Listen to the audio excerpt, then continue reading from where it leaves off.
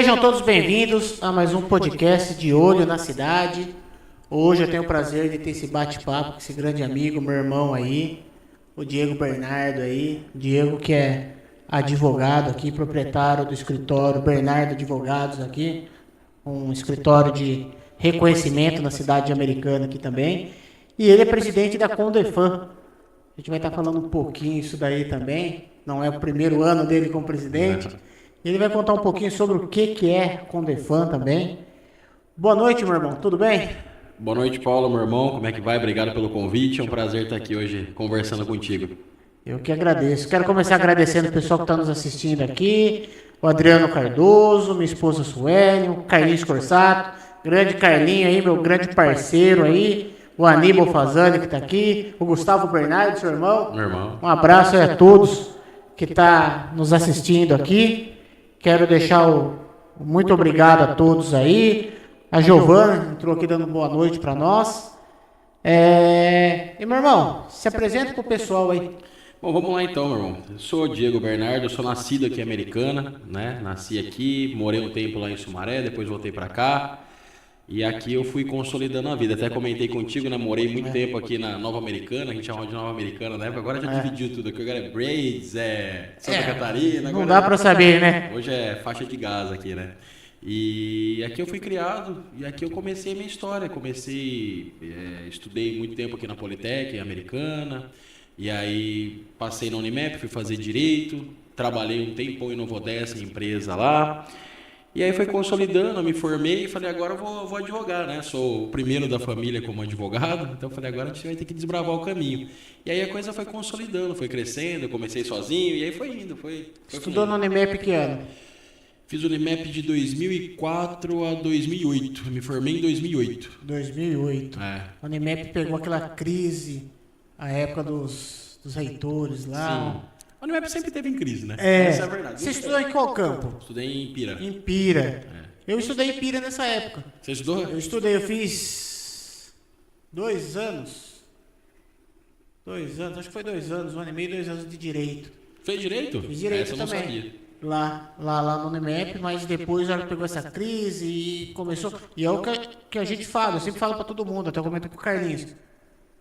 O Direito era caro naquela época. Não é que nem hoje. Não era uma farmácia, mas era caro. E não era fácil entrar no Unimap, não. O Unimap era bem conceituada, né? E hoje dá dó o que virou, né? Acabou hoje, tudo. Leiloaram, né? Conseguiram? Uma parte, parece que leiloaram por 20 milhões. Acabou, né? O campus lá, aquele campus maravilhoso, Taquaral lá, acabou. Muita história boa lá, né? Muita lembrança boa de lá e acabou. Mas é aquele negócio, sempre teve em crise. Nunca vi o Unimap falar que estava bem, né? Vendo lotado de aluno, sempre em crise. Crise. E foi aquela fase, assim. Então foi essa mesma fase que você viveu. Foi, a fase macabra de lá, mas era muito bom, gostava muito, rapaz. O curso lá de Direito era muito bom na época, os professores eram muito bons, eu tive excelentes professores que, inclusive, hoje tenho o privilégio de poder tê-los do outro lado da mesa muitas vezes, né? Isso é um privilégio para a gente aprender ainda mais no meio de uma audiência com um professor seu. Então, era uma época muito boa, assim, não tenha dúvida, sempre gostei bastante. Não, sim. E que deu na sua cabeça de querer fazer Direito? Vamos lá, então, o que acontece? Na verdade, foi uma coisa, falar para você que eu sempre sonhei em ser advogado, não é a verdade, né? Na época eu jogava handball aqui por Americana, eu estudava na Politec, a Politec patrocinava o handball, e eu queria fazer educação física, né? Só que aí conversa vai, conversa vem, minha mãe falou pra mim, pô, mas cara, eu queria que você fizesse direito, eu queria que você fosse advogado e tal, e eu vou ficar mais feliz se você fizer isso. Aí eu falei, bom, matemática eu não gosto muito, sou péssimo, física eu sou horrível, biologia, essas coisas também passa batido, então acho que eu gostei da sugestão da minha mãe e fiz, só que eu comecei já foi meio que paixão à primeira vista, sabe? Eu comecei no direito, comecei a me encontrar lá dentro. E aí e aquilo foi crescendo, aquela vontade, né, de advogar, aquela vontade de fazer a coisa acontecer, e aí consolidou. E você lembra do seu primeiro caso? Primeiro caso foi um caso meu mesmo, por incrível que pareça, Verdade. que até hoje não acabou, né? Foi um caso de um apartamento que eu comprei muito novo esse apartamento, e ele atrasou, foi aqui no site, inclusive, atrasou a obra. E a gente processou à época o apartamento, a construtora, só que agora ela está em recuperação judicial. Então tá lá enrolado. Tem um dinheiro para receber lá, mas antes de ter dinheiro para receber do que para pagar, né? Então esse dinheiro tá lá parado. Foi o primeiro caso meu, assim, que eu peguei. E aí depois foi vindo várias coisas. Mas antes disso, antes de falar mesmo, porque quando eu me formei, eu trabalhava numa empresa aqui em Nova Odessa, chama até hoje Vilagro, acho que inclusive funciona ainda, que monitorava caminhões. E lá eu consolidei uma carreira bem bacana, trabalhei lá um tempo e tal, e quando eu me formei mesmo, eu estava trabalhando lá, então eu continuei trabalhando lá. Então, de 2008 a 2011, eu não exercia advocacia. Não. Tirou a B ou não? Eu tirei a OAB em 2011, quando eu decidi virar mesmo advogado. Tomei pau 2 vezes, né? Não adianta mentir, quem trabalha comigo sabe disso. Eu até brinco com o pessoal lá que vai prestar a OAB, eu falo, fiquem tranquilos porque... Mais uma pedir a música. É mais uma eu pedi no Fantástico a música, fiz de abaixo ao Fantástico. Então, eu tomei pau 2 vezes e passei na terceira, né? E aí em 2011 que eu falei, agora eu vou advogar, mas ainda fiquei advogado meio período, porque eu ainda tinha uma empresa. Aí eu saí daquela empresa que rastreava caminhões e abri uma empresa de vender rastreadores para caminhões. Então eu fiquei até 2014, mais ou menos 2013, 2014, meio que dividido, né? Por questão financeira mesmo, né? E aí em 2014 que eu resolvi fincar o pé mesmo no escritório. E aí eu vi que eu gostava disso mesmo. E aí, estagiou em algum lugar ou não? Eu estagiei uma época na TRW, que agora é ZF, ali em Limeira, né? Era uma vaga muito boa na época e a gente... Todo mundo queria trabalhar lá, porque a época, 2006, 2005, 2006, na época era R$1.800 o salário de estagiário, tinha academia, comida, pagava deslocamento, então todo mundo queria ir. Eu era supervisor na empresa que eu trabalhava, né, que eu consolidei um pouco da carreira lá, e eu fui para ser estagiário lá na TRW.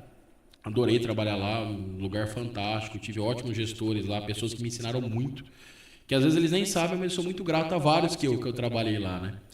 E aí, lá trabalhando como estagiário, a empresa que eu trabalhava me chamou de volta. Falou, você não quer voltar agora como gerente? Eu voltei como gerente. E aí, por isso que eu acabei me distanciando um pouco. Então, o único lugar que eu estagiei mesmo, efetivamente, foi o estágio obrigatório na faculdade, que não tinha como escapar. E essa questão na TRW, que foi uma experiência muito boa, inclusive. Não, que bacana. E aí depois você veio e montou o escritório? Aí eu montei o escritório, tudo começou do zero mesmo, né? Não tinha cliente, como eu disse, o primeiro caso foi meu, né? E assim, é bem complicado para um advogado no início de carreira, porque é muito advogado, é muita questão de confiança. Hoje em dia ainda nem se fala, né? Pois é, hoje é muito mais. Na minha época não tinha tanto, mas o grande problema da minha época era a questão do nome, né? Então o pessoal falava, é fulano. Não, então é fulano. Agora surge uma pessoa que não sabe de nada ali, ninguém conhece, né? É difícil você entregar uma causa a essa pessoa. Mas eu chamo de anjos assim na vida, que acreditaram mesmo no projeto lá no começo, né? Eu lembro, é cliente nosso até hoje, vou falar o nome aqui, né? Acho que a Marina Flores foi a nossa primeira cliente fixa mensal, assim, aí que a gente foi pro lado empresarial. Então a Marina Flores foi a nossa primeira cliente assim, empresarial, e aí começou a chamar atenção esse lado de empresa. Vamos pegar a empresa, vamos fazer rodar ali mensal, né? Porque a gente já tinha algumas empresas, mas era esporádico. E aí a gente foi fazendo isso rodar mensal. E funcionou muito bem a questão da advocacia preventiva ali na Marina e tal. E ela é nossa cliente até hoje. E aí depois veio alguns outros e depois veio também uma outra pessoa que eu também sou muito grato, que é irmão também nosso, que é o Bueno. Você deve conhecer o Bueno. Ele trouxe a PreviServe pra gente, que... Parte de segurança. E indicou muita gente. Ele acreditou e indicou muita gente. Então, o Bueno abriu portas assim, fantásticas, como a Marina também fez. Tá? A Marina abriu muitas portas para mim e o Bueno também. E aí que começou a... Inclusive, já vou deixar aqui o convite pro Bueno participar. Bueno, tem chopp aqui, ó, pode vir. E é bom o chopp, viu? Pode vir que o chopp da Cremer aqui, ó. Chopp pra gente bater papo tem. Tem, e o Bueno tem ótimas histórias, viu? Vou falar pra você que a história dele é muito mais legal que a minha, inclusive. O Bueno foi policial há muito tempo, né? Muito tempo, policial, um ótimo gestor, uma ótima pessoa, é uma pessoa ímpar, assim, sabe? A gente tem um contato muito bom. Hoje a gente ultrapassa até a questão do cliente. A gente é amigo mesmo, de conversar, de trocar ideia, de desabafar. Então é muito legal essa relação. E aí foi que foi rodando a coisa, foi acontecendo a coisa, as coisas foram se concretizando. Eu tinha à época um sócio, né, no escritório, e em determinado momento a gente era muito amigo também fora do escritório, e começou aquela divergência de sociedade. Sociedade é uma coisa complicada, né? E aí um dia a gente conversou, falou, como manter nossa amizade. E separar os negócios. E separar os negócios, né? E aí a gente separou os negócios, isso foi em 2014 ou 15, mais ou menos. Aí eu falei, não, agora eu vou fazer isso aqui vingar. Era ele e um estagiário à época. Que inclusive o estagiário era filho do Bueno, que hoje é advogado, que é o Lois. E aí comecei a fazer vingar as coisas, tiramos lá, separamos a sociedade. E aí tínhamos um escritório bem modesto ali como é que chama? Na Paulista, onde é o tio Zé ali, seu Zé, sabe? Sei. Tinha um escritório que ficava ali na sobreloja ali do seu Zé, tio Zé. E aí começou a criar corpo, aí eu já tava tava com ele ainda, a gente mudou ali pra Brigadeiro Faria Lima, ali na colina ali. E ali também ficou pequena, e aí hoje a gente foi pra sede, que fica na Brasília 88, que ali a gente consegue ter uma equipe hoje do tamanho que nos atende ali. Não, que bacana. E hoje o escritório conta com quantos advogados estagiários? Hoje nós temos 17 advogados e 3 estagiários que entraram recentemente. Então hoje a gente tem uma equipe bem completa, assim, no quesito áreas do direito. Assim, a gente só não faz muito criminal, quer dizer, a gente faz zero criminal lá, né? Então a gente faz toda a parte civil, a parte trabalhista a gente faz, tributária, mas a parte criminal em si a gente não faz. Não gosto. Agora, eu acho que não é nem questão de não gostar, a questão é que assim, a gente não tem o que eu procurei fazer. Tem um perfil para isso. Quando eu comecei a advogar, eu percebi que eu sozinho, aquela velha história, né? Você sozinho você vai mais rápido, mas você não vai mais longe, né? Então o que eu comecei a fazer? Eu comecei a tentar me cercar de especialistas, comecei a tentar me cercar de pessoas ali boas, advogados bons, né? E eu tive várias pessoas boas que trabalhavam e trabalham lá até hoje, né? E muitas pessoas que passaram e me ajudaram a levantar, as que eu também tenho muita gratidão. E aí eu fui falando, não, esse aqui é bom no quê? Direito de família, então vamos trazer essa pessoa para trabalhar no direito de família. Essa aqui é bom de fazer contrato, então vamos trazer para fazer contrato. Então eu fui contratando advogados para conseguir me auxiliar ali na rotina diária, né? E como o nosso foco maior é a questão empresarial, então hoje a gente advoga aqui na região para 82 empresas. Então, a demanda é muito grande e dentro da empresa é um universo absurdo de coisas. É um leque imenso, né? Tem trabalhista, tributário, tem contratual, tem consultivo, tem preventivo, tem de tudo. Então, a gente teve que contratar muita gente para poder dar conta dessa demanda aí, né? E fazer sempre uma atualização também, né? Sempre. Isso é uma das coisas que a gente mais se importa no escritório, essa questão de estar em consonância com o que está acontecendo, né? Porque hoje ser advogado não é difícil. Sendo bem sincero, não é difícil. O ser advogado hoje é fácil. Você precisa passar numa faculdade, que hoje também não está tão complicado. A OAB, tem gente que consegue passar na sorte, né? Porque tem gente que nem estuda e passa. Exatamente. Tem gente que passa na sorte, acontece, né? E no final das contas, você ser advogado é fácil. Você colocar uma peça ali no papel não é nada complicado, não. A questão é como você vai entregar o diferencial para o teu cliente, né? O que você vai entregar para ele para fazer ele gostar de você. Então essa é a nossa especialidade. É estar sempre presente, é sempre trocar uma ideia. Isso demanda muito da gente, né? É sempre estar inteirado do que está acontecendo dentro do cliente para evitar um problema.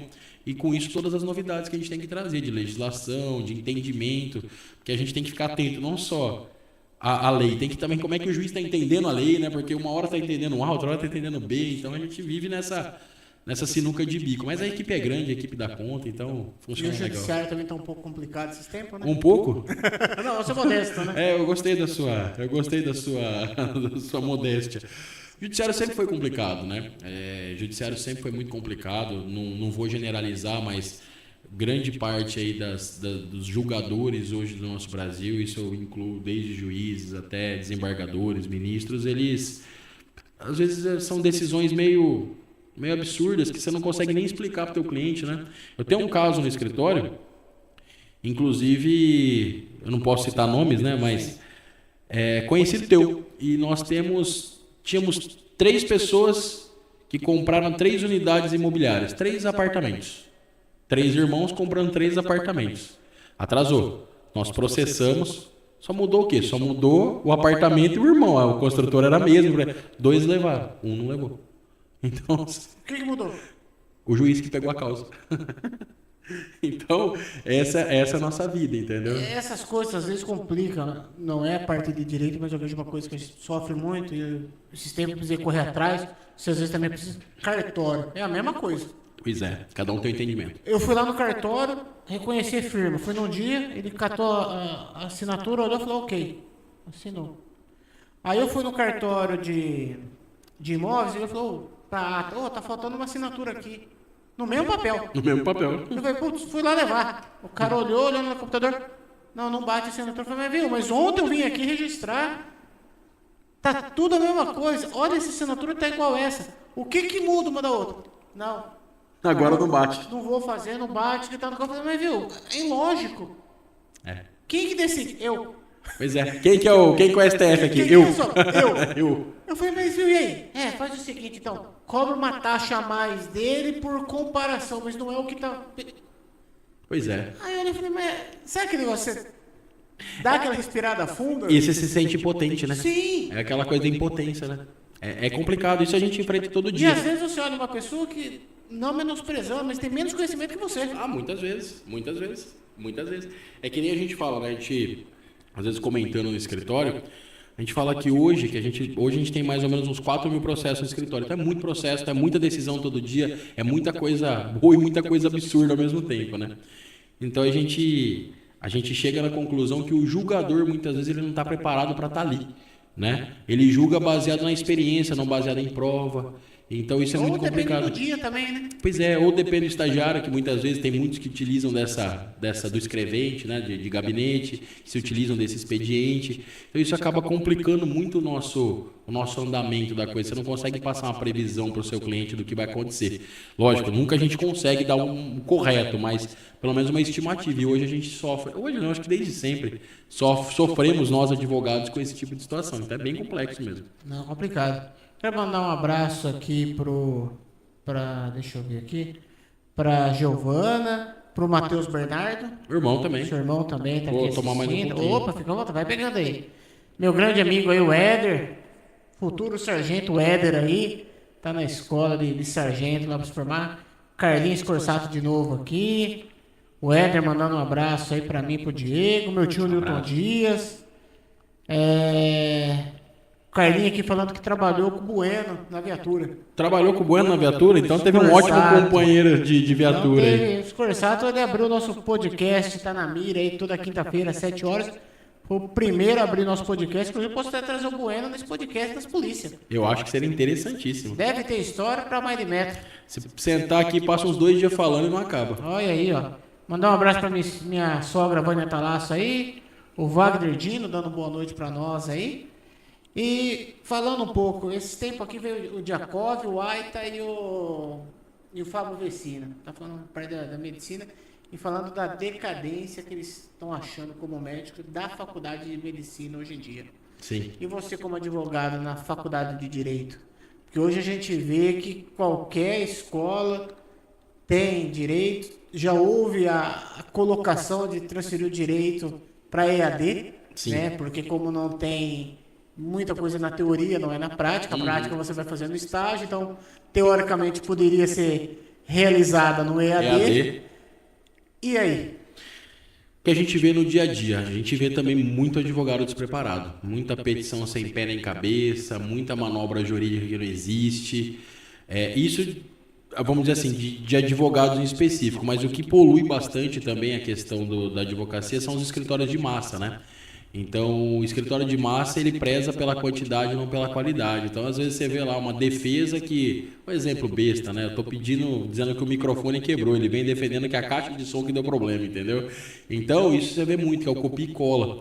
Então, o direito, não é que ele perdeu o glamour, mas para algumas pessoas que não manuseiam corretamente o direito, acaba que ficou meio que ultrapassado, mas a gente que tenta levar muito a sério todo dia, a gente ainda consegue achar a graça nele, mas tem muita gente que faz de qualquer jeito porque tá nessa esperança de cair na mão de um juiz que vai decidir a causa com base na experiência própria. Não, mas é complicado, né? E as faculdades hoje em dia cada vez mais, os próprios alunos também sem interesse um pouco. Eu acho que é muito do aluno. A gente faz muita entrevista no escritório, né? Porque a gente sempre deixa um banco de pessoas ali pré-selecionadas, porque contratar de última hora é complicado. Às vezes você não consegue a mão de obra, você não consegue horário, você não consegue muita coisa. Então a gente entrevista muita gente constantemente, né? Já teve gente de ir lá e falar, ó, pô, pra mim aqui não vai dar porque vai entrar em conflito com o meu horário de academia, né?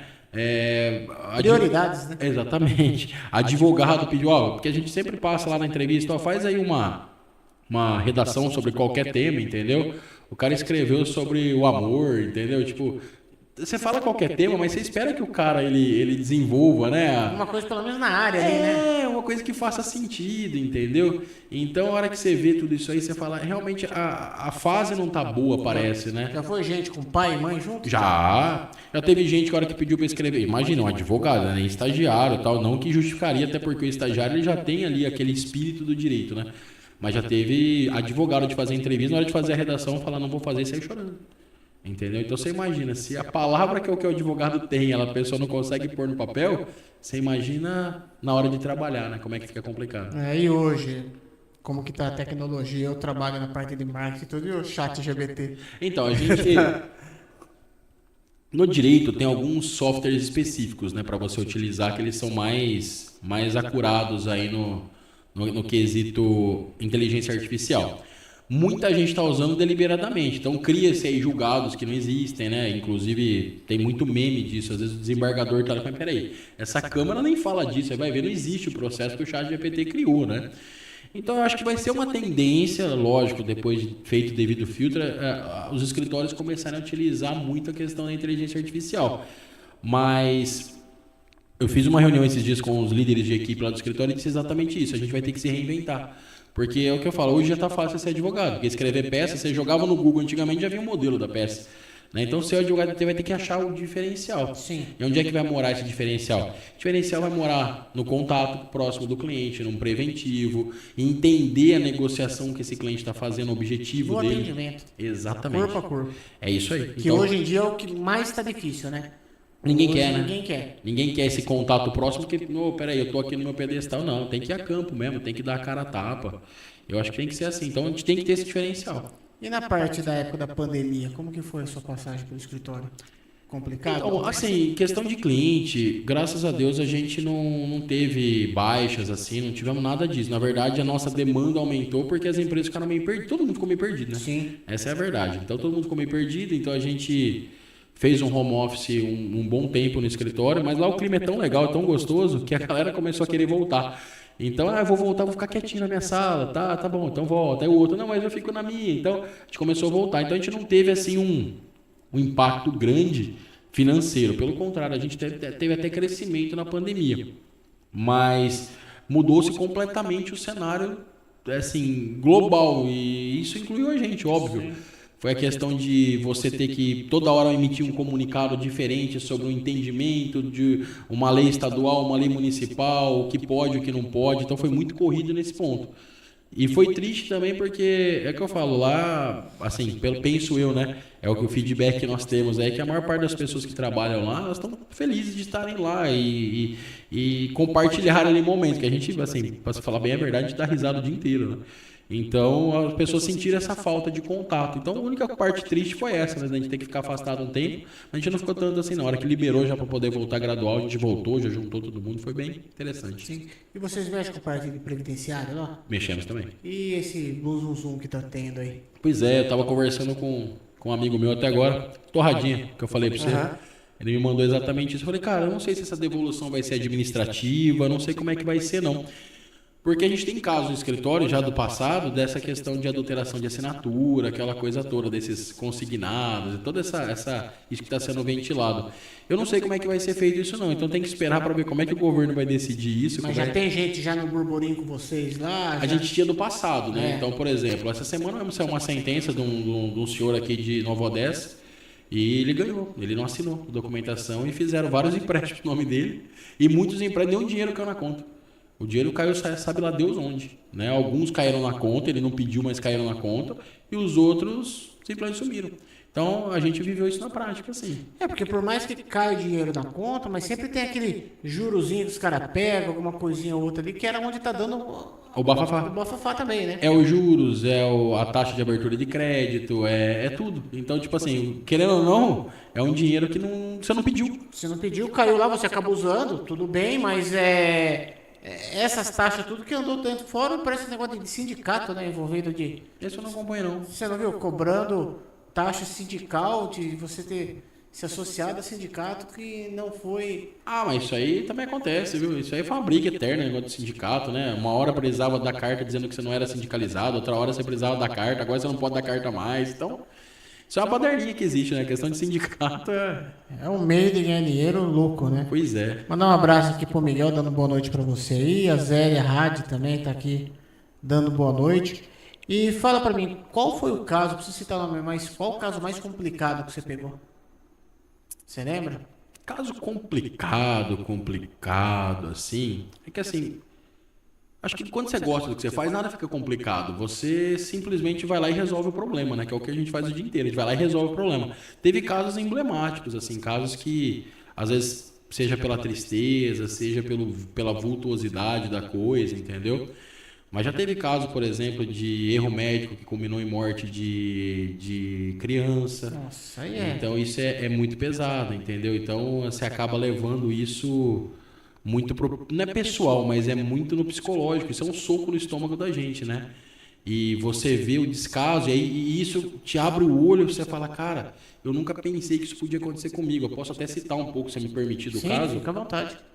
É um caso de uma menininha, eu não vou citar o nome dela, mas eu lembro dos detalhes desse processo. Ela tinha 11 meses de vida e ela foi 18, 19 vezes para ser atendida em um hospital aqui da cidade, com tosse, e não pediram uma radiografia do pulmão dela.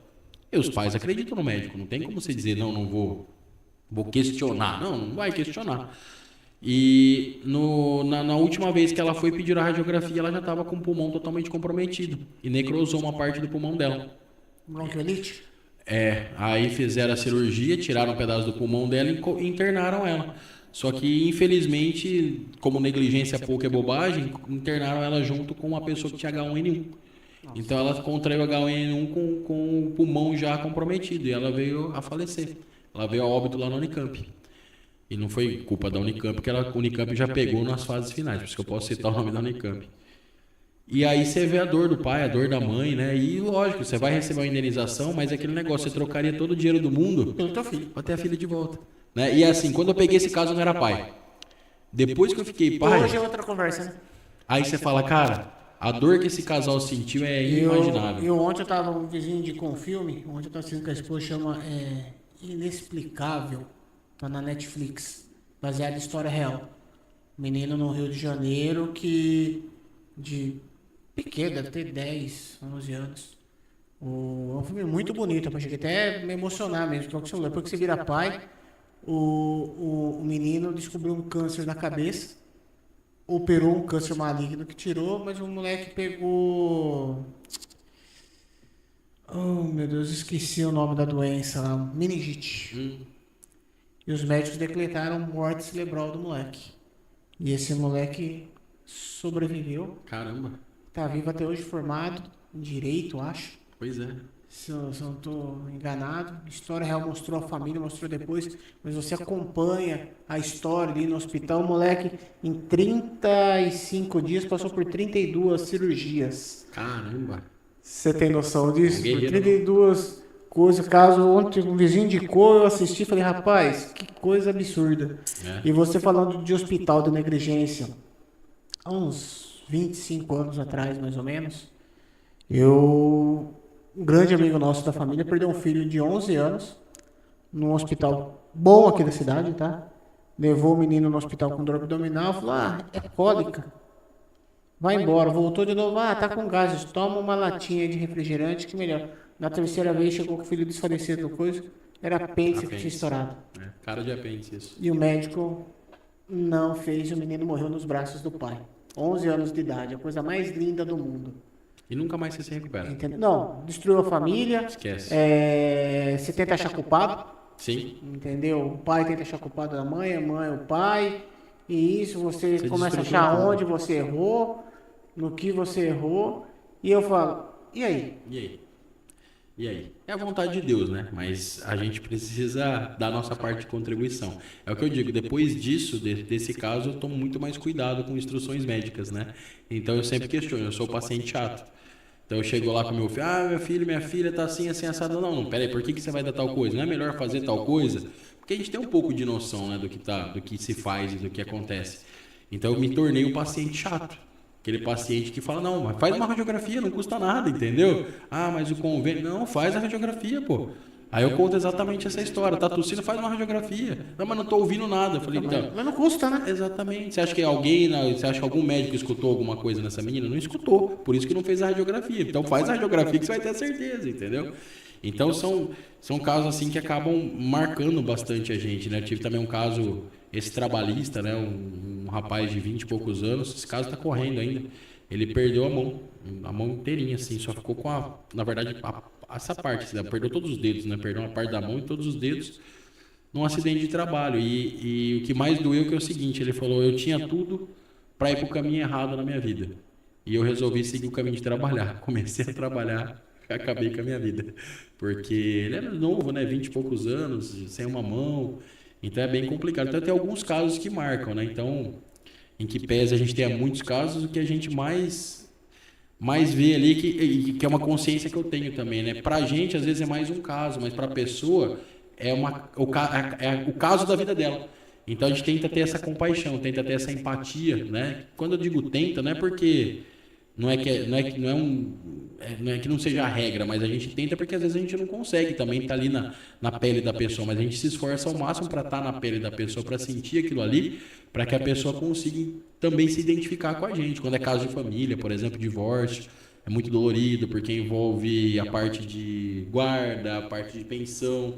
Então, geralmente são reuniões muito pesadas, entendeu? Que acabam geralmente em briga, e a gente tem que mediar, a gente é um pouco de psicólogo também. Então, assim, são algumas coisas que vão marcando a gente. Você falando aí da para divórcio, essas coisas um pouco, de leis, veio aqui no estúdio aqui, até gravou com o Aníbal, aquele advogado para falar sobre a lei Maria da Penha. Uhum. Ele é advogado do marido da Maria da Penha. Ah, que legal. Como era o nome dele, doutor? Você lembra? O Tacílio Guimarães veio aqui. E ele estava contando a história de que não é aquilo que a Maria da Penha pregou. Entendi. E o cara vai estar processando o Estado Por causa disso. por causa disso. O cara ficou 40 anos quase preso. Pois é. De uma coisa que ele não fez. É que a verdade, assim, a gente costuma dizer que existem três verdades. A da parte A, da parte B e a verdade real. Então, se você escutar a história escrita pelo Lobo Mau, a Chapeuzinho Vermelho vai ser a vilã da história. Se você escutar pela Chapeuzinho Vermelho, o Lobo Mau é ruim. Então, é aí que é complicado. É aí que é a magia do direito. É que a gente fala que é operar o direito, né? É você trabalhar a história, fazendo filtros, que isso a gente faz muito lá, é tentar chegar num consenso do que aquilo ali é realidade, né? Só para você ter uma ideia também, já que você falou de caso, esse caso eu acompanhei, eu não o fiz, mas eu fui procurado e indiquei para um colega criminalista. Era um tio sendo acusado de ter estuprado a sobrinha, né? Então a sobrinha contou pro pai a versão dela, denunciaram o tio e o tio respondendo o processo, né? E eu não sou criminalista, chamei um parceiro para atender, mas eu acompanhei esse caso porque aparentemente o tio parecia uma pessoa muito íntegra. E o complicado foi assim, ó, a família, as duas partes me ligaram, tanto a mãe da menina, a mãe e o pai da menina, não, desculpa, foi a mãe da menina que me ligou, quanto o tio, porque ambos me conheciam. Aí eu falei, olha, eu, pra falar a verdade, eu não posso fazer nada pelos dois, mas eu vou indicar advogados para vocês e aí vocês seguem a vida. Mas resumo da ópera, a menina, os pais se divorciaram da menina, a mãe da menina era muito religiosa, então ela tinha uma linha um pouco mais dura, e o pai era um pouco mais da parte da liberdade, né? E aí o que acontece? Ela falou que, como é que se deu o caso que ela contou, que ela foi dormir um dia na casa do tio, e aí houve o estupro na cama enquanto ela dormia com o tio e com a tia. Mas a tia não viu. E tudo bem, aí o processo corre e tal. E aí fizeram o exame. Quando ela falou que isso tinha acontecido quando ela tinha 9 anos. E a tia. E aí só que ela só contou. Ela contou pra mãe na época, mas a mãe não levou pra frente, que ela não acreditou que o cunhado tinha feito isso. Ela não levou pra frente e tal. E aí quando ela fez 14 anos, ela resolveu contar pro pai. Aí o pai denunciou. Então ela falou que quando ela tinha 9 anos tinha acontecido isso e tal. E aí a hora que foi fazer o exame para saber a questão da virgindade, né, tal, ela ainda era virgem. Aí ela já mudou um pouco a versão, ela falou que houve penetração anal. E aí começou a chamar um pouco de atenção, porque uma menina de 9 anos na cama com a tia não acordou e tudo mais, e existe ali a dor, né, do ato. E aí o que acontece? Ela acabou confessando que ela inventou a história porque ela queria sair da guarda da mãe para a guarda do pai. Então ela queria dizer que a mãe era omissa quanto à denúncia que ela tinha feito lá atrás, para ela poder ser transferida da guarda para o pai. Então ela colocou o tio na sinuca de bico. 9 anos de idade. Não, é com Ah, 14. com 14, mas mesmo assim. Então você vê como que o direito é complicado, né? Você tem a versão A, a versão B e você tem a realidade dos fatos. Então a gente tem que operar o direito no intuito de sempre buscar a verdade real do fato, né? Para que o juiz possa julgar da melhor Mas eu maneira falo possível. pra você, numa situação dessa, se o tio é preso, até na cadeia provar a inocência dele, ele tá morto. Tá morto. Inclusive a orientação do advogado foi some. Some. Some porque se você for pego em qualquer momento você tá enroscado. E o tio era pastor, então ele acabou perdendo cargo na igreja, foi um rolo. E outra, a reputação não volta, né? Não volta. Não volta. Por quê? Porque pra jogar na lama é um estardalhaço. Pra se retratar é uma coisinha pequenininha que... Ou quando se retratam, né? É verdade. Que é- Eu tive também um caso que foi isso aí. Foi um político aqui da cidade. Ele não estava trabalhando na cidade na época, ele era secretário em outra cidade. Ele foi acusado de ter desviado verba pública, né?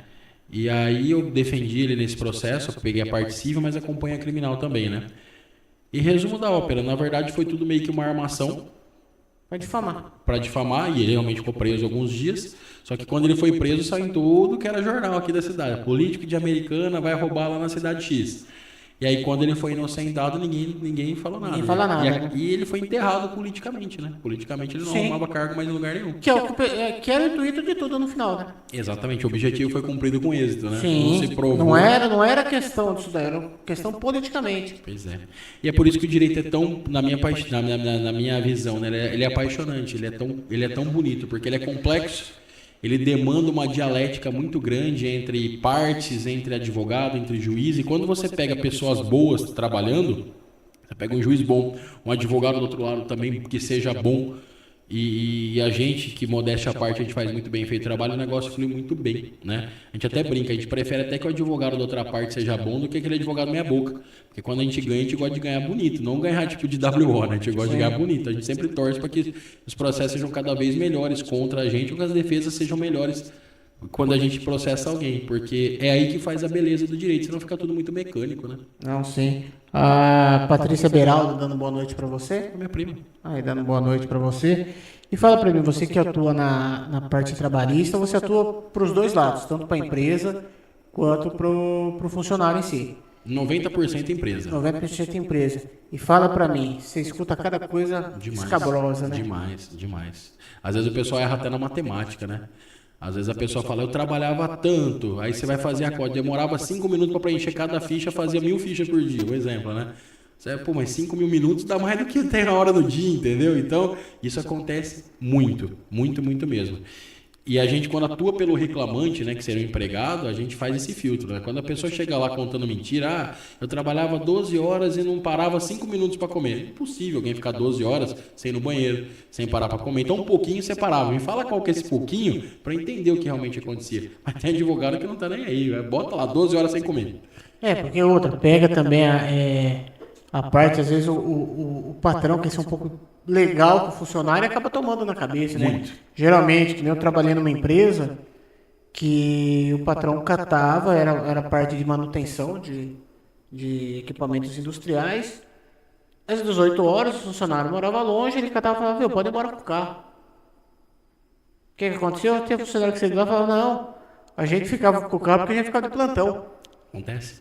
A gente não é que ele era legal, é que como a gente mexia com manutenção, a gente tinha que ficar com o celular ligado direto e o carro sobre aviso final de semana, essas coisas. Ixi, direto. Então, e o cara usava o carro para ir para o mercado, usava o carro para passear da empresa, Fazia tudo. Direto. Só que a hora que dá uma dorzinha de barriga, o cara ia lá e E é isso, a gente vê muito isso, muito, muito mesmo. E os juízes ainda estão engolindo isso daí? É complicado, muitos juízes engolem muito.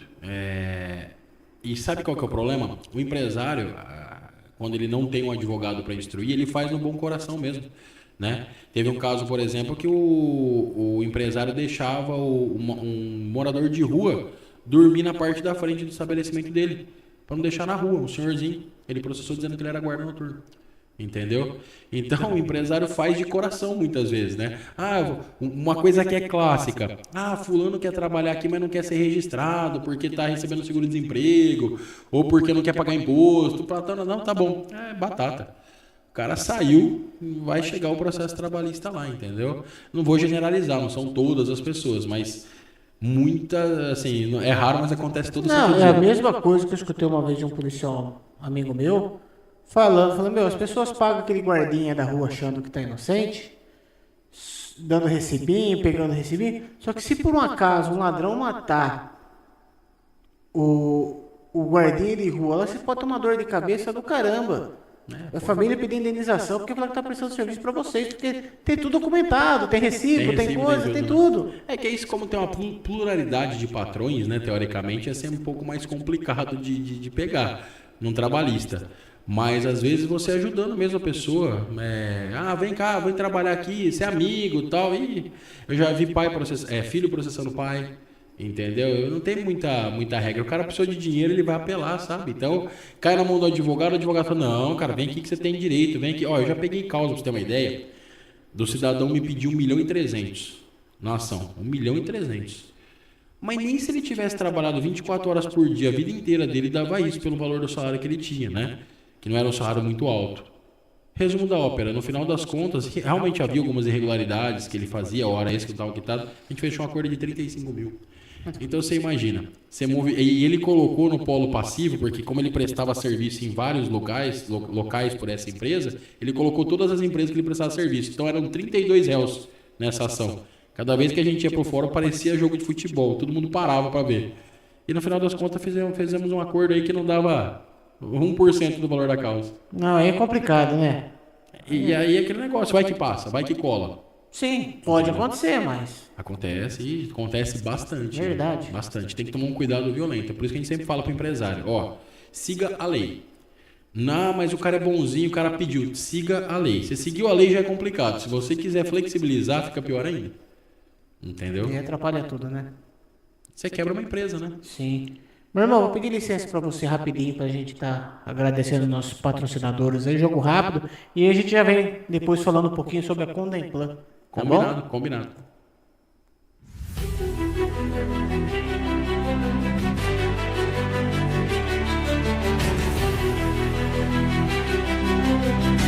Mecânica Americanauto, Autoescola Aprendiz, Shopcremer Americana, Capaz Estúdio, Dual Frio Refrigeração e Ar-Condicionado, Imperial Motors, Irapuru Pet Center, Licença Online, Lima e Silva Seguros, Margutti Multimarcas, Mortratrum, Estética Automotiva, Movelaria Margutti, Optilar Óptica, Escalaço Arte em Crochê, Grupo Costa.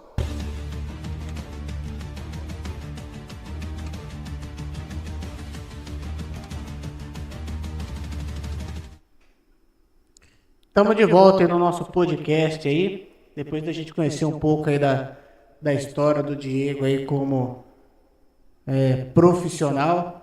Agora a gente vai conhecer um pouquinho do dom do Diego aí, né? Isso daqui é um trabalho voluntário, para quem não sabe, né? É uma coisa que tá presidente há quanto tempo já? Irmão, vou falar a verdade pra você. Não sei. Nem lembra mais. Não lembro mais. Isso aí foi um pedido do nosso amigo Garça, Rafael Garcia. Também sou muito grato a ele, até aproveitar para deixar um abraço para ele aqui. Ele era presidente do OAB na época, ele falou, Diegão, você quer ajudar no OAB? Eu falei, não quero. Ele falou, mas porra, você é meu amigo, cara, me ajuda a fazer alguma coisa no OAB, eu tenho um cargo bom para você. Eu vou te indicar como conselheiro no CONDEFAM, que é o Conselho do Patrimônio Histórico de Americana, né? Defesa do Patrimônio Histórico de Americana. Eu falei, cara, mas não manjo nada de patrimônio, eu não faço ideia. Ele falou, cara, eu preciso de alguém legal lá, eu gosto de você, eu confio em você, vai lá, você vai entender por quê. Falei, lá vem bucha, né, cara? Então, fui. Cheguei lá e, assim, nesse conselho é um conselho muito legal, tem pessoas muito boas lá, né? Sempre teve pessoas, tiveram pessoas boas. E aí o que acontece? Eu entrei lá e comecei a entender o porquê que ele queria alguém da OAB forte. Porque a OAB, como eu sou indicado pela OAB, a OAB ela tem essa participação nos conselhos da cidade. Então, isso em todas as cidades, não é só americana. Então, tem uma vaga que é dos arquitetos, uma vaga que é da Secretaria de Educação e a gente tem a vaga da OAB. Então, quando eu fui para lá, eu entendi o porquê que ele pediu para que eu fosse. Porque existia, na verdade, muita politicagem dentro do Condefam. Por quê? Briga política mesmo, né? Ah, a casa ali do político tal, ele tem um imóvel que é meio antiguinho, manda tombar. Porque a hora que você tomba um imóvel sem muito fundamento, você complica a vida do proprietário, né? Pra você vender, você tem que manter, não faz mais reforma, você faz restauro, o que custava 50 vai custar 250. Então tinha muito isso, processo que sumia, né? Processo de tombamento que sumia misteriosamente. Então quando eu cheguei lá, tava mais ou menos essa cena. Aí eu falei, nossa, agora eu entendi qual que é essa bucha, né? Eu como OAB que eu tenho que zelar para que o negócio funcione dentro do padrão administrativamente correto, né? E aí eu comecei a ver um monte de irregularidade e tal, e eu comecei a traduzir algumas palavras, e no primeiro ano eu não podia ser eleito presidente. E logo no segundo ano que eu já estava lá, eu já fui eleito presidente. E o mandato lá é acho que é anual, que pode renova todo ano, mas você pode ser reeleito uma vez e depois tem que sair, depois você pode voltar. Eu nem sei já quantas vezes eu fui preso de verdade, eu acho que eu vou umas 5, 6 vezes para mais. E aí o que acontece? Um cargo que ninguém quer. Hã? É um BO que ninguém Não, quer. pior que a galera brigava por esse cargo. Por quê? Porque o que acontece? É o que eu tô dizendo, pra jogada política ele é muito interessante, entendeu? Porque, por exemplo, se eu chegar lá hoje, a voz do presidente, falar, eu acho que o imóvel do Paulo tem que ser tombado. Aí, cara, é a palavra do presidente, entendeu? Então, tipo, às vezes o que acontece? Ó, a gente tem um interesse na área tal lá. E tem uma coisa que eu não estou acusando que acontecia porque eu não tenho prova, mas você analisando o passado, você fala, aqui tem um indício disso. Então, por exemplo, você tem uma área lá, um exemplo, na área em Carioba. Aí você fala, nossa, tem alguém querendo comprar aquele terreno em Carioba, mas ele também está cotando um terreno lá no Parque Universitário. Então, peraí, o que tem lá em Carioba? A gente tomba o entorno ali, ele não vai poder comprar o terreno para construir nada, entendeu? Por quê? Porque lá eu tenho interesse do meu amigo, entendeu? Então tinha muito. Ou senão aquele negócio só tem alguma coisinha lá, demole lá e acabou também. Mas fica no Miguel. Não, deixa quieto, deixa passar. E a gente perdeu muito imóvel bom aqui americano por causa disso. Ah, aquela lá é do fulano de tal, não manda tombar não. Passa um pano e deixa passar, entendeu? E aí eu percebi isso aí, todo mundo assim que era mais vamos dizer correto, mas menos tendenciado ali politicamente falando, né? Começou a perceber, aí eu fui eleito a primeira vez e a gente começou a desenvolver um trabalho ali. Eu tinha uma pessoa que me ajudava muito, encontrei ele esses dias num restaurante, Deoclésio, que era um cara que me ajudava muito nisso. Hoje eu tenho o Léo, que me ajuda bastante. E aí o que acontece? A gente começou a levantar algumas bandeiras aqui. Tombamentos importantes, a gente tombou. Quando eu falo tombou é pedido, tá? Porque a maior parte dos processos demoram muito para acontecer. Então, da minha gestão mesmo, acho que o que eu consegui concluir até agora, do começo ao fim, porque o cara que pede já não pode mais mexer. Então, você pediu ali a intenção de tombamento, ninguém mais pode mexer. Por exemplo, a igreja matriz nossa não era tombada. Não era? Não era. Agora é? Velho. A grande, a basílica. Ela não era, entendeu? Então, a gente foi analisando mesmo aí tecnicamente o porquê de fazer o tombamento nesses prédios. E você percebe a resistência. A basílica mesmo foi inferno. Tinha aquele padre aqui, aquele que foi preso. Pode falar, né? Que ele foi preso, todo mundo sabe. Leandro. Padre Leandro. Deus que me livre. Lidar com ele era o bicho. Ele queria fazer tudo da cabeça dele. Queria botar tudo para baixo. Achava que o que a gente fazia era balela e tal. Então foi uma resistência muito grande. E aí a gente começou a pegar demandas aí para conseguir resolver. Hoje a nossa grande bandeira lá dentro do Condefam é a questão de Carioba. Por quê? Carioba, ela tá precária, né, no quesito de segurança. E eu não estou nem dizendo do patrimônio, estou dizendo de vidas, né? Então a gente tem constantes reuniões aí com o Chico está ciente aí do... Inclusive, pegar o gancho seu, eu conversei com o tenente Brustolin, ele falou que está à disposição para o dia que você quiser, para a gente ir lá estar conversando. Ô, irmão, obrigado. Eu fico muito feliz, porque lá a gente vai precisar acertar a parte de bombeiro lá, né? Sim, eu tive num evento junto com ele e falou, meu irmão, o dia que vocês precisarem, só me ligar, marcar e ir lá. Seria legal a gente marcar e conversar com o Chico, né? Para ele ter noção, para ter mais ainda a dimensão do que está acontecendo lá. Então a gente conversou já diversas vezes, a gente está tentando levantar fundos lá, por quê? Porque além de a gente ter um patrimônio lá, que Carioba é único.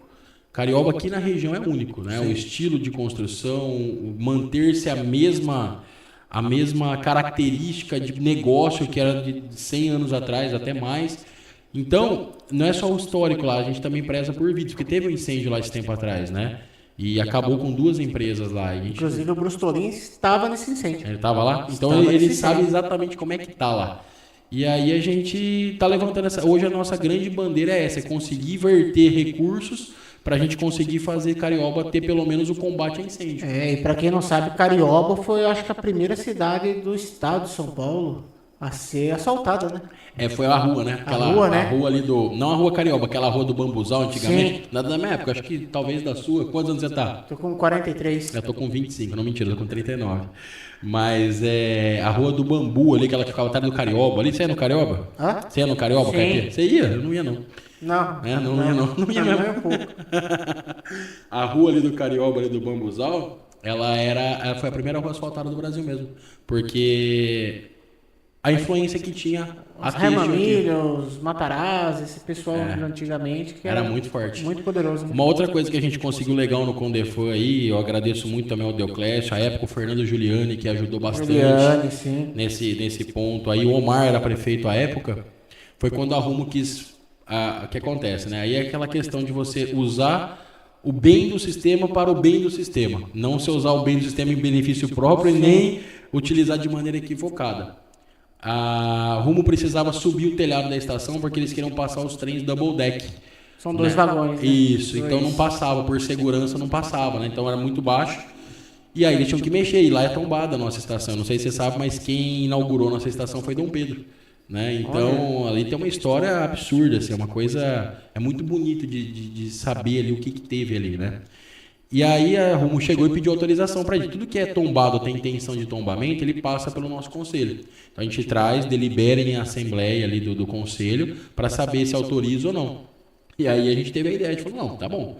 Já que eles querem subir, então agora é a hora, que já que o poder público nunca tem dinheiro para restauro de bem tombado, então agora é a hora da gente pedir. Né? Não custa nada, eles estão pedindo, a gente devolve o pedido. E aí a gente pediu para que... Já que eles queriam subir o telhado, a gente queria então que eles restaurassem a estação pra gente. Então o restauro ele saiu R$0 pro município. Eles gastaram acho que em torno de 900, 1.000, 1 milhão ali para restaurar a estação. E ficou muito bonita, né? Até convido todo mundo que quiser ir lá conhecer a estação, pegar um pouco da história da estação, é muito interessante. Então são alguns marcos aí, é por isso que eu fui tomando gosto, aí fui ficando, a OAB foi deixando eu ficar lá. Aí quando dá para virar presidente de novo, os caras me elegem, quando não é presidente é vice. Então eu tô lá, tô gostando bastante. Não, bacana. E fala para mim uma coisa. Como que vocês tentam, você estava explicando um pouco aí, a equilibrar a preservação do passado com o avanço que está tendo a cidade? É técnico. É simplesmente quesito técnico. Então, por exemplo, não é porque é velho que tem que tombar. Ele tem que ter uma característica arquitetônica diferenciada, ele tem que ter uma história diferente, ele tem que ter alguma coisa que está dentro do padrão técnico. Então, nós temos um corpo técnico dentro do Condefan, que esse corpo técnico escolhe o que pode ou não ser tombado. Então não adianta você chegar para mim e falar, nossa, tem a casa da minha vizinha ali, é velha, hein? Não a vizinha, a casa. A vizinha pode ser também, mas não dá para tombar a vizinha. Mas, ó, é velha a casa, vamos tombar? Não, peraí, temos que mandar o conselho técnico lá para descobrir se dá para tombar ou não aquela casa, entendeu?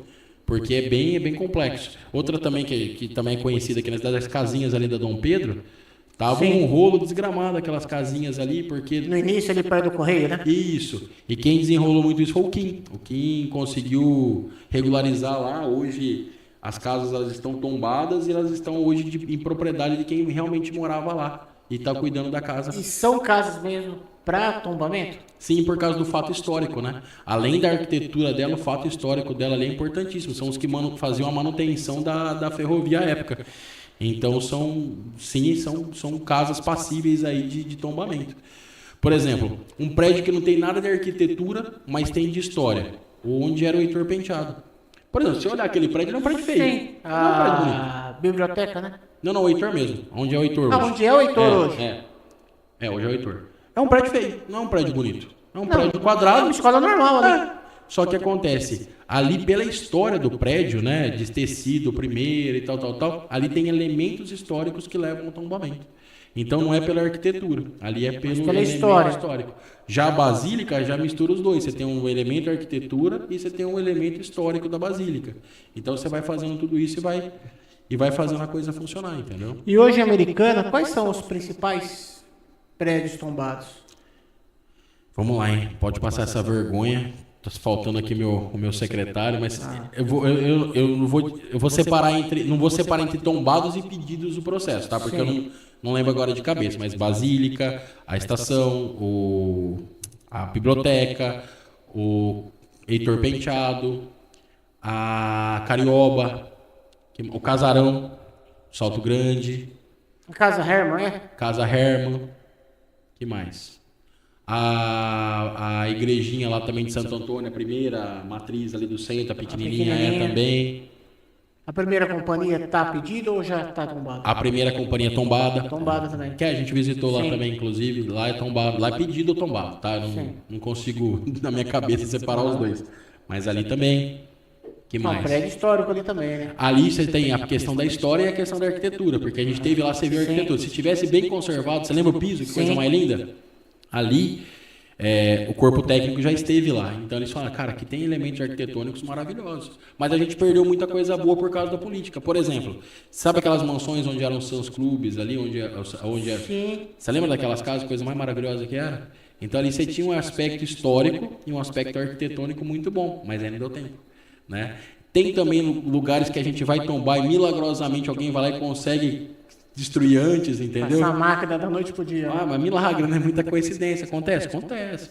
Mas a gente vai tentando escapar por tudo que é canto aí pra não deixar. E hoje a questão da casa Herman Miller, como que tá? Eu lembro quando era pequeno, rapaz, fiz excursão da escola uma vez lá, tudo, aí um tempo atrás retomaram pra fazer. E hoje?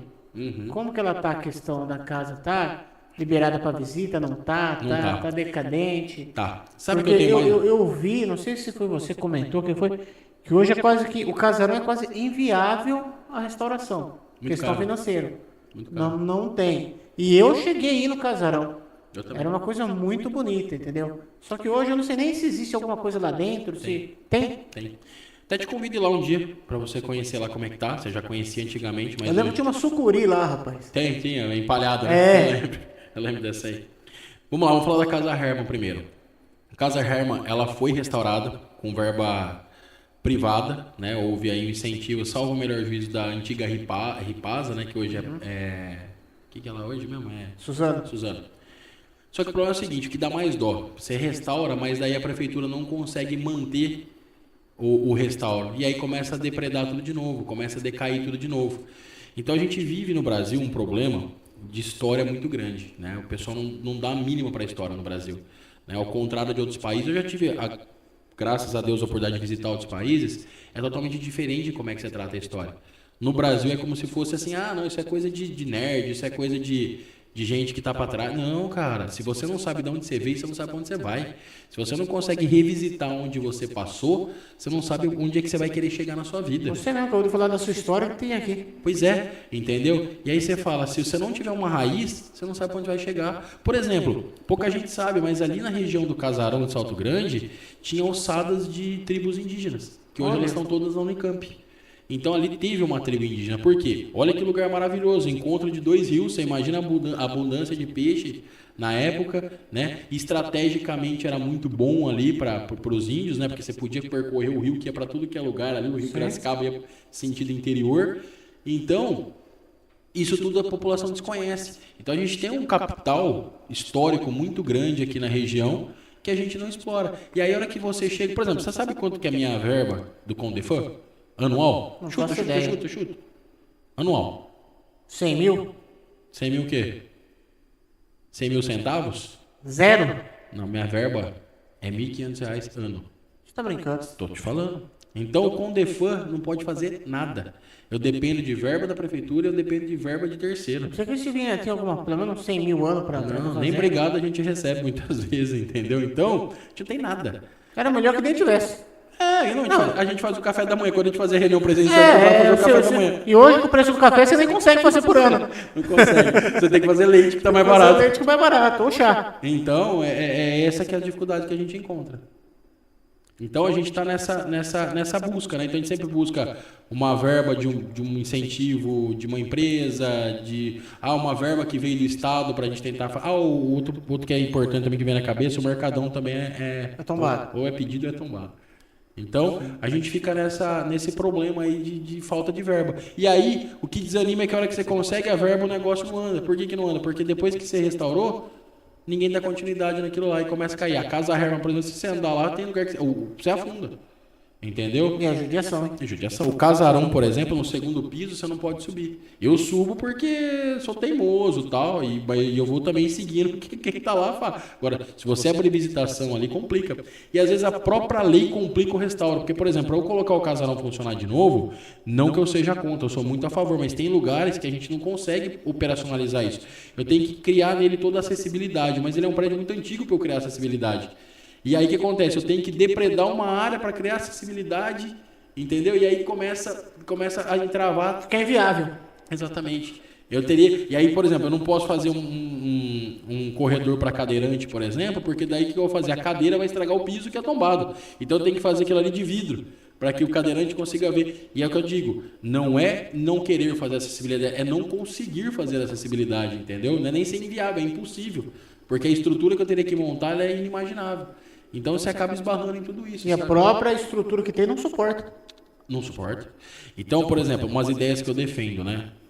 Que tudo isso é uma questão de sementinha plantada. Eu defendo uma parceria público-privada, por exemplo, no casarão. Que é o quê? Pô, eu vou lá, eu vou entregar isso aqui para alguém administrar, não vou cobrar nada, mas o cara vai ter que restaurar e cuidar para que fique em pé. E vai fazer evento de casamento, filmar filme. O cara vai ter o lucro dele. Exatamente. Mas faz a contrapartida. É como se faz lá em São Paulo, teatro, HSBC Hall, por exemplo. É um teatro antigo que o HSBC apadrinhou, entendeu? Então isso eu sou muito a favor. A gente conversa bastante com a prefeitura sobre isso, mas é tudo uma semente.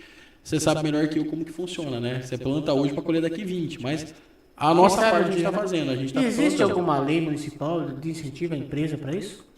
Existe estadual, existe federal, existe municipal. É que você esbarra em muita coisa. Quando você pega incentivo, a empresa ela sofre uma devassa da receita, seja ela estadual, federal, municipal, para saber se está tudo em dia. Já que eu vou dar benefício, tem que saber se está tudo em dia. E aí que é, né? Porque hoje é o Brasil, né? Não tem como, né? Mesmo o cara está todo em dia, o cara tem medo. Por exemplo, porque pode deixar um pelo em ovo. Sim, você vai passar na lei seca. Mesmo que você não bebeu, você não dá um medinho da pessoa te parar, você fala, meu, vai que, né? Você não bebeu nada, mas vai que. Então a gente esbarra também nisso aí. Então hoje é bem complexo essa questão. Deveria ser um pouco mais fácil, né? Menos burocrático, né? Na verdade, teria que ser muito mais fácil e deveria ser muito mais dedicado. Funcionaria muito melhor. Não, complicado. E o povo, como pode ajudar a cuidar dos patrimônios históricos aí?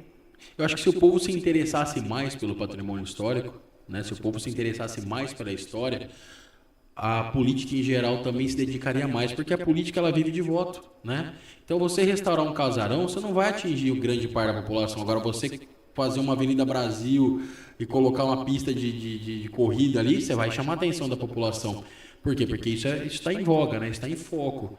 Então, a grande questão é, se a população começar a alterar essa mentalidade, entender um pouco mais do passado, talvez comece a chamar a atenção dos políticos. Falar, pô, vamos fazer tal coisa, quem sabe a gente atrai. Que político vive de voto, não adianta falar que não. Sim. Né? Então, talvez essa seja a nossa saída, é a mudança de mentalidade da própria população. E a gente pega também essa nova geração que não está muito interessada com as coisas? Zero interessado. Você pergunta para qualquer... Eu, na minha tenra idade lá, 12, 13 anos, é o que eu falei. Você falou, a gente fazia visita no casarão. A gente ia na Casa Herman, a gente via como aquilo funcionava. Hoje, se você chegar para qualquer criança de 12, 13 anos, ele nem sabe o que é. Ele nunca pisou lá. Ele não sabe a história daquele lugar, entendeu? Ele nem sabe que existe aquele lugar. Para lá, esse é o mato. E não é, né? A gente tem muita história ali. O casarão mesmo tem histórias aí, assim, a dar com pau. Hoje, na região, ele é um dos únicos... Eu acho que da região Campinas aqui, ele é o único casarão que tem as características únicas que ele tem. Nenhum dos outros casarões aqui da região tem. Então, tipo, você vai lá, você conhece um pouco da história, não só de Americana, é da região, porque isso aqui fazia parte de uma sesmaria só, que era Campinas, Piracicaba e assim vai. Então, ninguém quer. E a Americana sempre foi uma cidade muito fértil, né? Muito. Muito. Tem muita história aqui, né? Muito. A gente vive uma região muito pujante em história, porque a gente, estrategicamente, pra gente, é muito relevante estar onde a gente está, né? A gente está no meio de Piracicaba e Campinas, que são cidades exponenciais. Então aqui sempre teve muita história, a gente sempre foi muito corredor e também estada para muitas coisas do passado. Mas é que a gente não dá valor mesmo. A gente não dá valor. Se você perguntar para qualquer... marmanjo mesmo não vai saber a história de Americana. Não sabe nem como é que começou isso aqui. Entendeu? Complicado, né? Não sabe das melancias que... Não sabe quanta melancia carregaram naquela estação de trem, estação de entendeu? trem. Não sabe quantas melancias saíram dali. Não sabe nem que a gente era distrito de Santa Bárbara, entendeu? A gente nasceu de Santa Os Bárbara. americanos começou com tudo. Exatamente, por isso. Da americana, né? A gente é americana porque a gente foi fundado por americanos. Mas na verdade não foi a gente, foi Santa Bárbara que foi fundada por É americanos. a mesma coisa, deixar um toque aqui também para quem não conhece o cemitério dos americanos. Coisa mais linda. Coisa mais Lá linda. conhecer a história, né? Um pouquinho lá. Onde foi fundado Santa Bárbara, né? Pelos Sim. americanos. Ali você tem os fundadores mesmo de Santa Bárbara, que é precursor aqui foram os Santa Bárbara. Ali tem um negócio que eles fazem que os túmulos, né, são virados pro sol, né? Coisa desde a época da religião de cada um lá. É o padrão O padrão americano, né? Bem bacana lá a história deles É lá. a coisa mais linda. E é um lugar bom de visitar, porque em que pese seja um cemitério, ele não tem a estigma do cemitério que a gente está acostumado. Ele não tem sepulturas, né? Ele tem lápides no chão. Tem e acabou. mausoléu lá. Exatamente. Então é muito diferente, não dá aquela impressão. Então é um lugar fantástico de conhecer. E foi ali que começou mesmo a Santa Bárbara e a nossa região, né? E Americana, o pessoal não faz mais muito turismo desses pontos, né? Não tem como, né?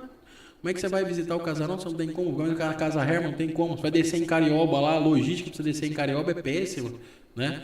E aí que eu falo, a gente não tem turismo por causa disso. Nosso turismo Acho que hoje o único é turismo hoje em dia que tem de algum prédio tombado, coisa, é a matriz. a matriz, a basílica. A basílica é o único que eu acho que também que a galera visita mais. Tá, a biblioteca também e tal.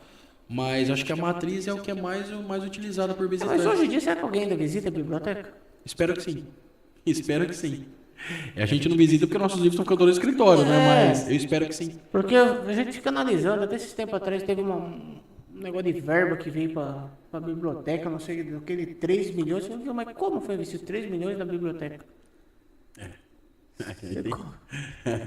Você começa a analisar e fala, não tem muita lógica isso, né? Eu não vou entrar nos pormenores, né? Mas quem não sabe. tem né? muita lógica uma coisa dessa, eu falei assim. Eu espero que as pessoas visitem, tá? Porque o prazer de você pegar um livro, né? A gente que estudou com livros até hoje, eu prefiro livro mesmo, eu gosto de pegar livro, ler, eu gosto de comprar livro. Mas o prazer de você folhear um livro é muito bom. Né? Você sair um pouco da tela, porque você está na tela, se cai uma mensagem no WhatsApp, você vai ler a mensagem. Você não vai ficar lendo o livro, você vai ler a mensagem. Então, isso, eu faço votos que as pessoas leiam. Leiam. Aqui, ó, EMF, professora Milton Santos. Falando aqui, ó, muito bom ouvir sobre o trabalho realizado para o tombamento das construções antigas de nossa cidade. Parabéns aí pelo trabalho. Agradeço. A escola aí, Agradeço. Milton Santos falando. E você sabe que eu vou contar só uma coisa engraçada. Quando a gente fez o tombamento ali, o pedido de tombamento do Heitor Penteado ali, a gente publicou, se não liberal publicou, tal, na época, não lembro se todo dia publicou, e aí pessoal, pedido de tombamento da escola, tal, e aí você vê que a população vem embaixo. Uns até que cheguei a explicar, mas aí você já perde a esperança. A pessoa, mas por que vai tombar tanta coisa para gastar dinheiro? Vai destruir a escola para quê? Nossa.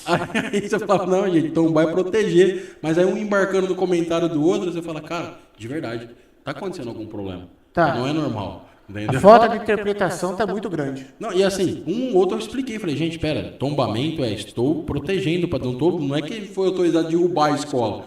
Então, se você pegar lá a publicação do Liberal, na época tinha umas 50 pessoas falando, que absurdo, por que vai derrubar a escola? Não, porque na realidade também uma pessoa não faz a interpretação e ela só lê manchete. Só manchete. Só manchete. Ela só lê manchete, ela não tem nem o trabalho de abrir Não tem. É só manchete. para ver o que é o conteúdo. E o pessoal me xingando que eu ia tombar. Não, e sem contar que a maioria dos jornais, essas coisas, foi tudo sensacionalismo ainda, né? Você faz uma chamada absurda para a hora que você chegar, não é nada daquilo que a chamada diz. É por causa do quão razoável se encontra a sociedade, né? A sociedade ela não quer mais ler, ela não quer mais entender, ela é imediatista. É que é tudo mastigado. Que é tudo mastigado. Então aí você pega uma reportagem pela metade, já divulga um terço, o que já absorve um décimo, e a hora que chega lá na ponta, aquilo que era azul virou rosa, virou branco, e aí se perde, né? E tanto faz. O que a gente estava falando aqui de passear, de sair, é complicado. Eu, esses tempos, senti isso falta com meu filho. Fui, não tinha lugar para ir, inventei de ir no parque ecológico. Rapaz, tá decadente. Tá. Pra nossa época de moleque, que ia num parque ecológico, Cheio de bicho. cheio de bicho, girafa, leão, uma coisa, outra. Eu levei meu filho lá e falei, rapaz, que coisa triste. É triste. Do jeito que tá hoje, tá triste. Eu falei, Mas sabe o que acontece? E ali também, eu fiquei analisando ali, é aquilo que você falou, tá num ponto que eles não conseguem nem mais fazer a manutenção. Não mantém. Mas é por causa do déficit de caixa. Então o que acontece? Não estou dizendo americana, tá? Americana eu tenho muito carinho, muito respeito por todas as administrações que passaram aqui. Quer dizer, quase todas. Mas a grande questão é como é que se administra o Brasil hoje, né? O que eu vejo hoje é o que eu falo, eu estou perto da política por causa do conselho, por causa de alguns clientes e tal, você acaba ficando um pouco próximo da política. Perto o suficiente para entender, mas longe o suficiente para não me envolver, entendeu? Sim. Mas o que você percebe é que ali a administração pública hoje é muito ruim. Ela é muito inchada, ela é muito engessada. Quem entra querendo fazer a diferença, ela acaba se comprometendo, não consegue fazer rodar as coisas, isso acaba criando um desgaste emocional para a pessoa e aí acaba deixando estilo Zeca Pagodinho, né? Deixa a vida me levar, a vida leva eu. Então você vê que entra administração, sai administração, entra vereador, sai vereador e não muda. Parece que não muda. Isso em todos os âmbitos, federal, estadual, municipal. Mas por quê? Porque a administração no Brasil é engessada, né? Às vezes o cara também pensa em lá que querer fazer a vida dele ou fazer o nome, né? Isso, tem muita gente que começa falando, eu não tenho pretensão nenhuma, deixo aqui registrado de entrar para política. Eu não tenho pretensão zero, né? Não vai ser, eu não quero ser candidato a nada. Por quê?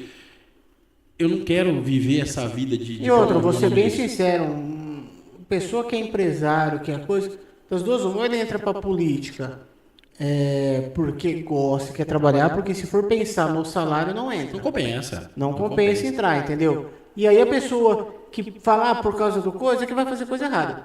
Porque não vai ganhar. Não vai ganhar. A conta nunca vai fechar. Não vai. Eu não entro exatamente porque eu sei que eu não vou fazer a diferença. Se for para chegar num lugar para fazer algo que eu não vou fazer a diferença, eu não vou fazer. Eu não vou dedicar meu tempo, dedicar minha energia para algo que eu não consiga realizar aquilo que eu imagino. No Condefam eu tenho várias frustrações já.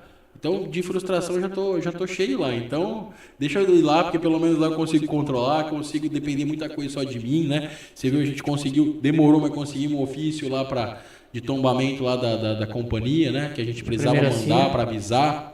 Então, a gente consegue porque tá ali pertinho, ali tá na minha mão. Agora, a hora que começa a abrir demais, você fala, meu Deus do céu, aí é muita burocracia, eu não sei lidar, eu sou muito prático, eu odeio lidar com burocracia, eu odeio dar volta. E o que a gente tá falando aí é complicado. Eu fui esses tempos aí num órgão estadual aqui e construíram umas coisas lá, e aí eu olhei e falei, meu, tá destruindo por relato de vocês próprios, de falta de manutenção. Coisa simples, uma limpeza, tudo sujo. Aí começa a dar um vazamentinho ali, o cara não troca a telha. Que é uma coisa básica. Que é uma coisa básica, aí vai deixando, na hora que você vai ver, já a telha já passou para a parede, da parede já passou para o reboco, aí já mexeu na estrutura já de madeira, que era uma coisa que era apenas uma telha. Aí eu comecei a olhar aqui e falei, meu, vou ser sincero, por que construiu? Isso aí. É o que eu sempre me fui lá e falei, meu, vou ser bem sincero para vocês, uma pergunta de amigo, por que construiu isso? Nunca foi usado. Quando foi mal usado. Não, nunca foi usado. Está se desfazendo. Um negócio novo. Por falta de manutenção, que é uma manutenção idiota. Uma coisa simples de fazer. Sabe por quê? Porque ninguém acha que é dono. E todo mundo é dono. A galera não entende isso. Né? Uma vez eu estava conversando com um rapaz. Cachorro de muito dono passa fome, né? Eu estava elogiando, né? Porque, como eu disse, o Papai do Céu me abençoou bastante. E eu, cara, eu tive a chance de ir em Londres. Ali é um berço ali de coisas antigas e bem cuidadas, né? Eu estava conversando com o administrador de um dos monumentos, eu não lembro qual. Eu falei assim, cara, por que no Brasil não dá certo, né? Que a gente não consegue, que a gente erra, né? Ele falou assim, eu sei como que brasileiro pensa. Eu falei, como assim? Ele falou, não, eu percebo como brasileiro. O brasileiro ele pensa que a casa dele é do tapete da entrada da casa para dentro. Ele esquece que o para fora também é dele. Então, isso realmente fez sentido para mim. Quando você vê um cara passando na rua jogando lixo na rua, parece uma besteira. Mas ali ele tá achando que aquilo ali não é dele, aquilo ali é dele também. Sim. Entendeu? O quintal dele é a rua. Esse lixo que vai entupir o bueiro que vai encher a casa de alguém. Exatamente. Então o brasileiro ele tem essa noção, por isso que ele não se importa com o patrimônio, porque ele não consegue se identificar naquilo. Ele não consegue se identificar, por exemplo, o gestor desse órgão aí que você disse. Cara, Por pior que seja, pega uma escada e troca a telha, porque se fosse na sua casa, você não é telhista. Não sei se existe telhista, tô Não inventando sei. aqui. Mas seria trocar? Você ia trocar. Isso daí eu comentei, eu não lembro com quem que a gente estava aqui na questão do dinheiro público. O cara vai aqui, a gente vê questão de asfalto. Quebrou, vai lá, quebrou 3 e depois... por quê? Porque não é dinheiro... Na casa dele ele não vai fazer isso. Não vai. Na casa dele ele não vai pintar a parede de preto, olhar e falar assim, poxa, eu não gostei do preto, vou pintar de branco agora. Não.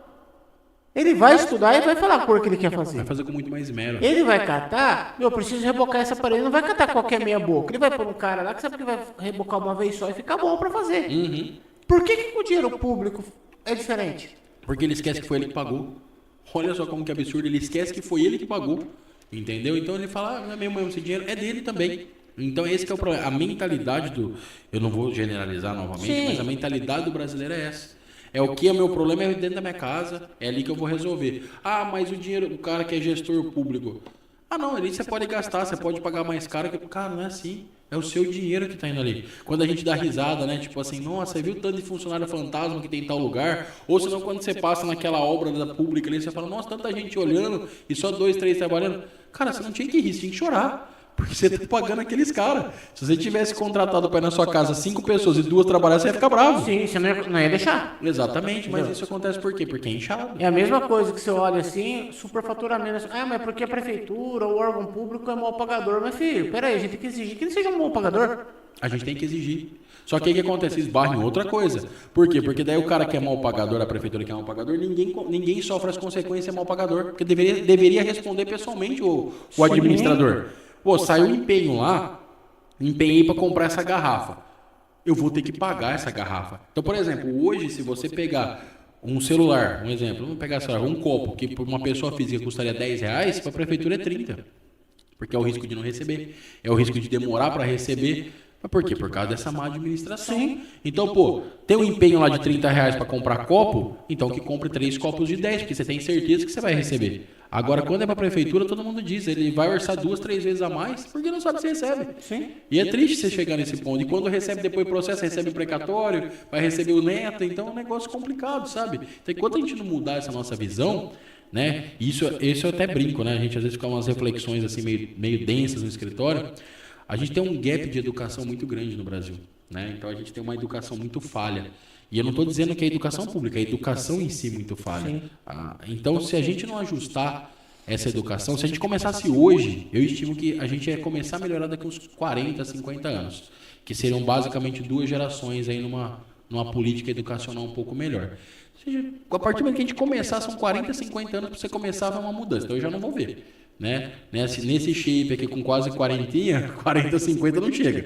Então esquece, eu não vou ver. Eu não vejo isso daí. Mas quem sabe, meus filhos, meus netos. É o que eu falo para minha esposa. Eu creio que é capaz dos nossos filhos conseguirem dar uma melhorada lá para frente. Porque toda vez que eu escuto que falo que o futuro do país está na mão da nova geração, me dá medo. Dá medo. Dá medo. Dá medo dessa geração que vamos pôr de 2000 para cá. Não generalizando sempre, sim, tá? Mas vamos pôr aí mais da metade, digamos assim. Dá medo. Sem comprometimento, né? É uma coisa que você olha e a pessoa não tá... a gente tá falando para de trabalho. Cara, você vê umas coisas absurdas. Pessoa achando que férias remunerada é férias que a empresa paga. Sabe? É pessoa processando a empresa porque está trabalhando em home office e o cachorro mordeu ela, o cachorro da casa dela mordeu ela. Então você começa a analisar, fala, meu, como que pode? Sabe? E é o que a gente vê. É o mundo, e é o que a gente falou, e o pior é que tem juízes que dá. Tem? Acontece. Por quê? Porque nessa nova geração tem juízes, Médicos. tem advogados, tem médicos que vem e acha que é tudo normal. E não só isso, né? Você vê até o crescente uso de droga, né? Então, por exemplo, você pega hoje faculdade de medicina, estou dizendo medicina, mas qualquer outra faculdade, eles realmente fazem apologia à droga, né? Então você fala, cara, esses caras vão me operar daqui 5 anos, daqui 10 anos esses caras estão me operando, entendeu?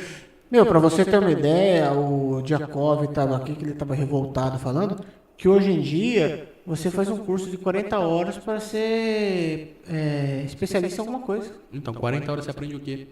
Você aprende o quê em 40 horas? Para pôr no seu currículo, eu sou especialista. O que você aprende em 40 horas? Um curso de 40 horas. Deixa eu aproveitar para agradecer nosso irmão Diakov, que Eu tenho uma coisa pública para agradecê-lo aqui. Quando minha filha nasceu há quase 5 anos atrás, aliás, agradecer você me passou o contato dele. É verdade, meu irmão. Então, do seu desespero. Eu vou te agradecer. Verdade, esqueci que. Então, te agradeço aqui publicamente agora e agradeço ao irmão Jacob, que a minha filha teve um problema. Eu não estava conseguindo acesso nenhum lá na UTI do São Francisco. E você me passou o contato dele, meu irmão. É verdade, bem lembrado. Você me passou o contato dele e ele resolveu o problema. Então, quero agradecer vocês dois aqui agora. Olha, ainda bem que o Papai do Céu me lembrou disso. Então, muito obrigado a você, nosso irmão Jacob. De verdade, sou muito grato a isso. Obrigação. Verdade, foi você mesmo. Muito obrigado. E o Jacob tem um coração que não é dele. Gigante. Jacob é um cara gigante. fenomenal que eu levo pro coração. Eu até brinco, eu falo, eu trago o Jacob no podcast, mas o podcast não é o de Olho na Cidade, é o do Jacob. É o beijo do gordo. Ele só fala. E ele tem uma alma muito boa, né? Tem. Ele não... Estudioso. Muito. É um cara excelente profissional, é um cara que... Inclusive eu quero trazer ele de novo aqui para fazer o bate-bola, ele, o Aita e o Fábio Vecina de novo. Traz. São caras que... Mas traz alguém da nova geração para debater. Você já pensou que beleza? Ele mata os caras. Ele joga na mesa e opera o cara aqui. Já pensou que beleza? Não, tá louco. Meu irmão, estamos chegando ao nosso finalmente já aí. Passamos mais de 1h30 de podcast. Que bom. Isso é bom? Bom, vixe, isso aqui é ótimo. Fluiu bem. É o que eu falo, é o bate-papo, rapaz. E ainda quero que volte mais vezes. Sempre à disposição. Entendeu? Aqui o programa tá de portas abertas para você aqui. Considerações finais? Considerações finais? Então, agradecê-lo pelo convite, pela oportunidade de falar um pouco da minha história, um pouco da minha história aqui americana. Poder expor um pouco da nossa história de Americana também, que pouca gente conhece, né?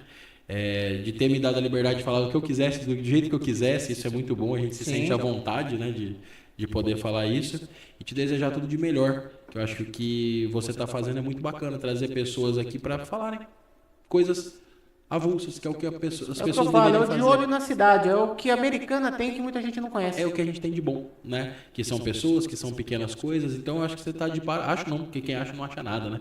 Eu tenho a certeza que seu projeto é muito bom e apoio, e você pode ter certeza que vai engrandecer muita gente. Agradeço. E o pessoal que quer procurar o escritório, como faz? Bom, é só chamar a gente lá, 19 30 37 5565, né? Pode falar com a Lourdes lá, também conhecida como minha mãe, né? Meu bração direito lá, ela que faz os agendamentos todos lá.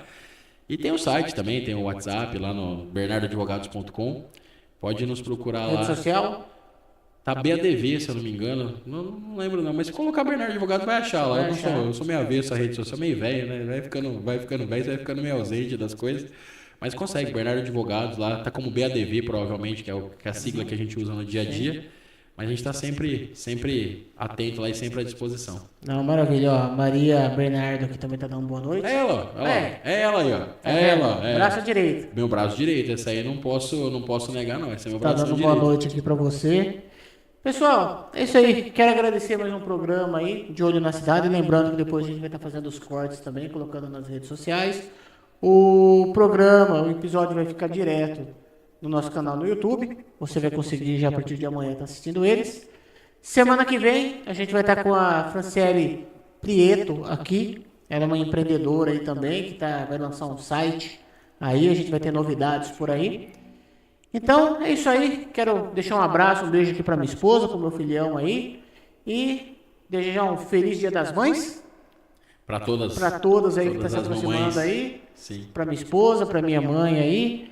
E é isso aí, pessoal. Fica com Deus aí. Até semana que vem. Salve, salve, pátria amada, terra adorada. Entre outras mil, o podcast do Prolus Calco é o melhor do Brasil. Com grandes convidados nesse bate-papo, com qualidade vai fazendo desse podcast algo diferenciado. Tirando dúvida e trazendo muitas informações, vem crescer.